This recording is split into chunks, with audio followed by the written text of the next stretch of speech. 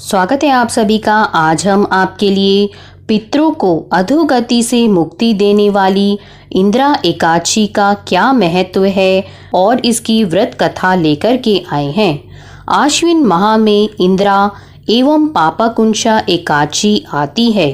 पितरों को अधोगति से मुक्ति देने वाली इंदिरा एकादशी के व्रत से स्वर्ग की प्राप्ति होती है, जबकि पापाकुंशा एकादशी सभी पापों से मुक्त कर अपार धन, समृद्धि और सुख देती है।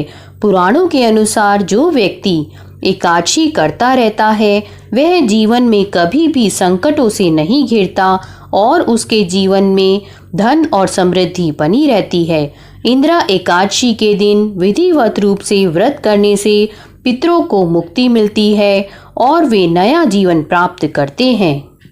धर्मराज युधिष्ठिर कहने लगे कि हे भगवान, आश्विन कृष्ण एकादशी का क्या नाम है, इसकी विधि तथा फल क्या है, सो कृपा करके कहिए। भगवान श्री कृष्ण कहने लगे कि इस एकादशी का नाम इंदिरा एकादशी है। यह एकादशी पापों को नष्ट करने वाली तथा पितरों को अधोगति से मुक्ति देने वाली होती है। हे राजन, ध्यान पूर्वक इसकी कथा सुनो। इसके सुनने मात्र से ही वायपेय यज्ञ का फल मिलता है। प्राचीन काल में सतयुग के समय में महिष्मती नाम की एक नगरी में इंद्रसेन नाम का एक प्रतापी राजा धर्म पूर्वक अपनी प्रजा का पालन करते हुए शासन करता था। वह राजा पुत्र, पौत्र और धन आदि से संपन्न और विष्णु का परम भक्त था। एक दिन जब राजा सुखपूर्वक अपनी सभा में बैठा था तो आकाश मार्ग से महर्षि नारद उतरकर उसकी सभा में आए। राजा उन्हें देखते ही हाथ जोड़कर खड़े हो गए और विधि पूर्वक आसन व अर्घ्य दिया। सुख से बैठकर मुनि ने राजा से पूछा कि हे राजन, आपके सातों अंग कुशल पूर्वक तो हैं, तुम्हारी बुद्धि धर्म में और तुम्हारा मन विष्णु भक्ति में तो रहता है।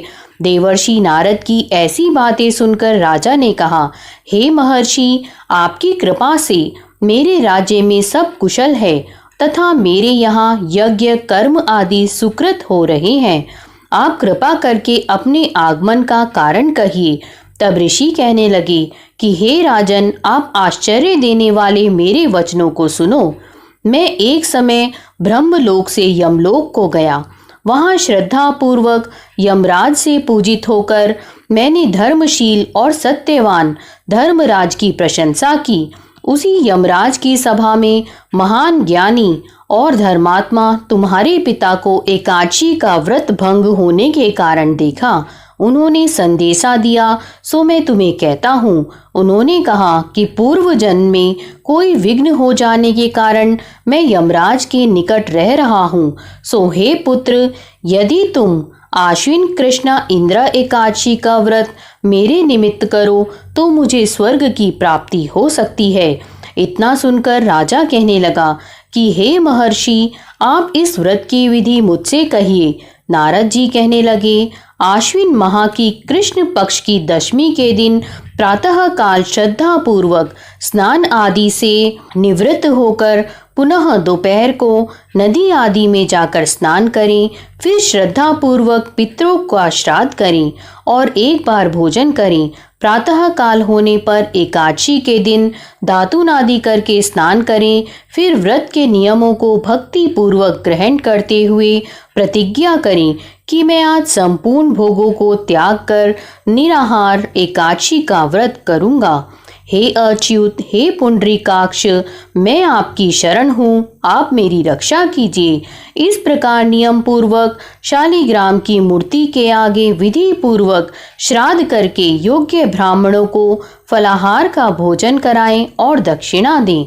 पितरों के श्राद्ध से जो बच जाए उसको सूंघ कर गौ को दें तथा धूप, दीप, गंध, पुष्प, नैवेद्य आदि सब सामग्री से ऋषिकेश भगवान का पूजन करें।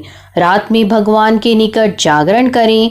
इसके पश्चात द्वादशी के दिन प्रातः काल होने पर भगवान का पूजन करके ब्राह्मणों को भोजन कराएं। भाई बंधुओं, स्त्री और पुत्र सहित आप भी मौन होकर भोजन करें।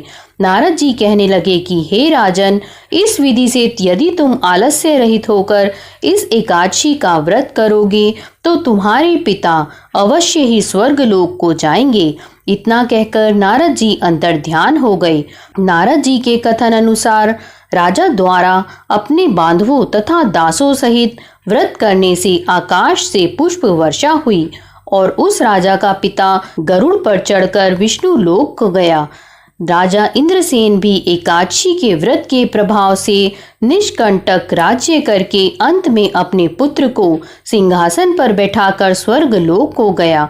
हे युधिष्ठिर, यह इंद्रा एकादशी के व्रत का महात्म्य मैंने तुमसे कहा।